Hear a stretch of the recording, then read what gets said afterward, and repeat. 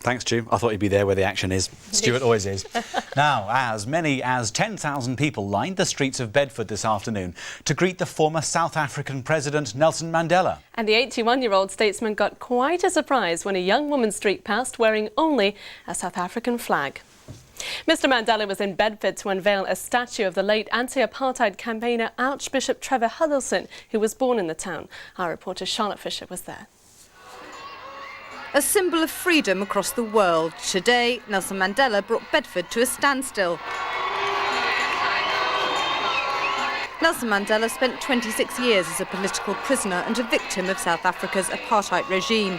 He went on to become the country's first democratically elected president. He was here to honour Archbishop Trevor Huddleston, a leading anti-apartheid campaigner. I have come here on a very tight programme.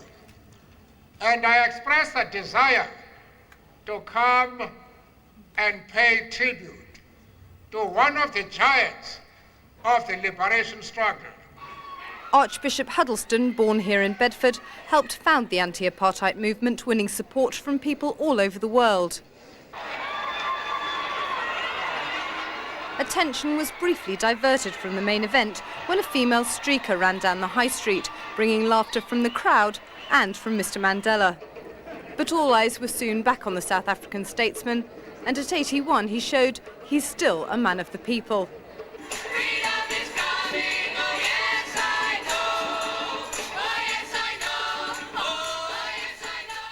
The streets are packed, thousands of people have turned up.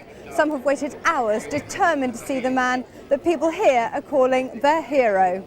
Every minute, it was worth the wait. Yeah, I just loved him, loved seeing him and what he talked about. It was a magnificent day for Bedford. It was a brilliant day and I'm so pleased to have been here and seen him.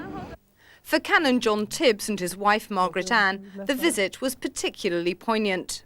I've seen Nelson Mandela in the dock in 1960 and to see him today in the flesh, I mean obviously we've followed his career, but to meet him today is just so riveting. 280 police officers were involved in the operation, a day when the town of Bedford turned out to pay tribute to one of the 20th century's most remarkable men. Charlotte Fisher, Anglia News, Bedford. Quite astonishing, isn't it, to think he comes to a place like Bedford, why not? But quite astonishing that Nelson Mandela, of all people. Well, at least he had the weather for it, at least. He did. Now, time to find out whether that weather's going to last. Programme tonight, Dancing in the Street, Bedford's big day with Nelson Mandela. Closing down Barclays Bank. They came in their thousands to see him and they weren't disappointed. Hello, our lead story tonight, the visit of Nelson Mandela to Bedford. He was there to pay tribute to Archbishop Trevor Huddleston, one of the architects of the anti-apartheid movement. We have two reports coming up in a moment. Our award-winning reporter Alex Dunlop on the life of Trevor Huddleston. First though, Andrew Sinclair is live in Bedford. Yes, good evening from Bedford. We've seen some amazing scenes this afternoon, quite emotional at times. You know, it's now 10 years since Nelson Mandela was released from prison. He's officially retired, and yet he succeeded in bringing this town to a complete standstill this afternoon. As you say, he was here to unveil officially a memorial to Trevor Huddleston. More on him in a moment, but first, let's give you a flavour of this afternoon's visit. Freedom is coming, oh yes, I know. Freedom is coming. Songs from the liberation struggle, sung by children who barely remember the days when the apartheid regime of South Africa was internationally vilified and its most famous opponent was in jail.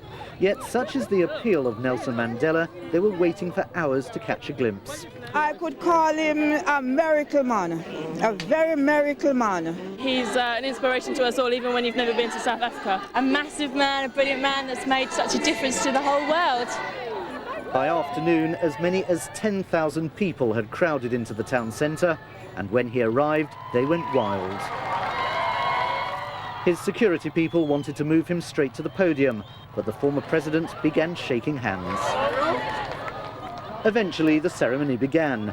There was a brief interruption from a streaker, but Mr Mandela didn't seem to mind.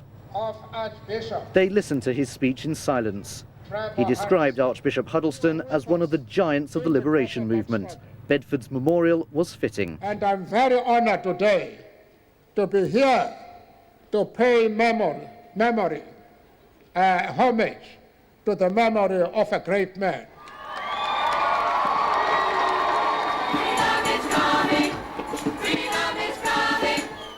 There was time for a dance, and then it was time to leave. The whole visit had lasted barely half an hour.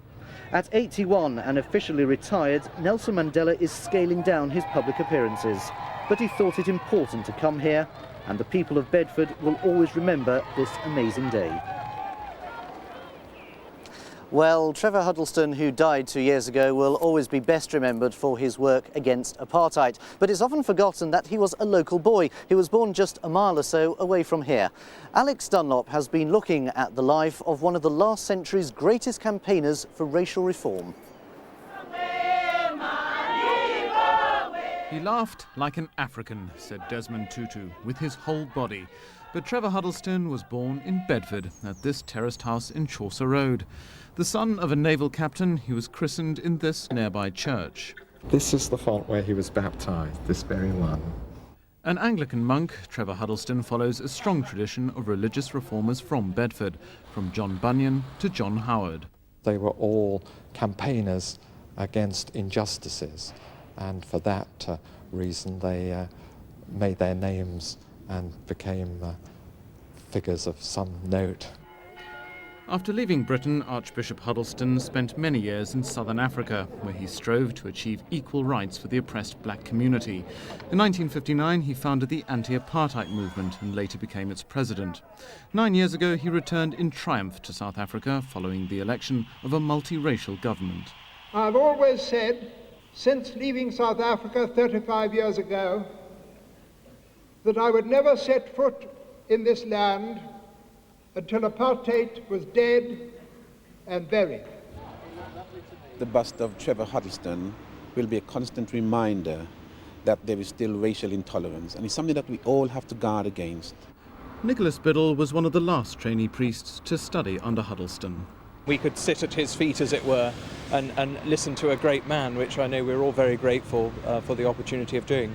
And he plied us with whiskey, which was also extremely welcome. Every day, council worker Almina Gilks polishes the bronze bust, determined to cherish Huddleston's memory. Alex Dunlop, BBC Look East, Bedford. No white person has done more for South Africa than Trevor Huddleston. That's the engraving which Nelson Mandela asked to be put on that statue of Trevor Huddleston, a former son of Bedford, today officially recognised by his hometown and, of course, by Nelson Mandela. Back to you in the studio. Andrew, thank you very much. For generations, they've played a vital role in the daily life of town.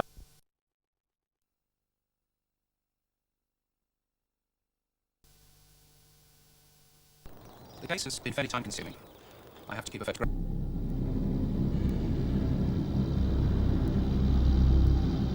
You could wake up in London and be in New York for breakfast. You could fly 11 miles high at twice the speed of sound.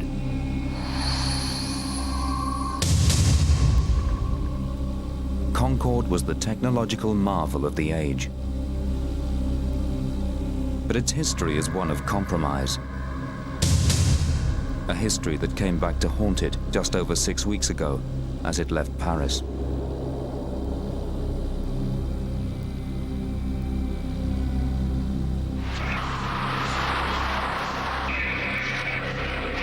Concorde fell to Earth on the 25th of July.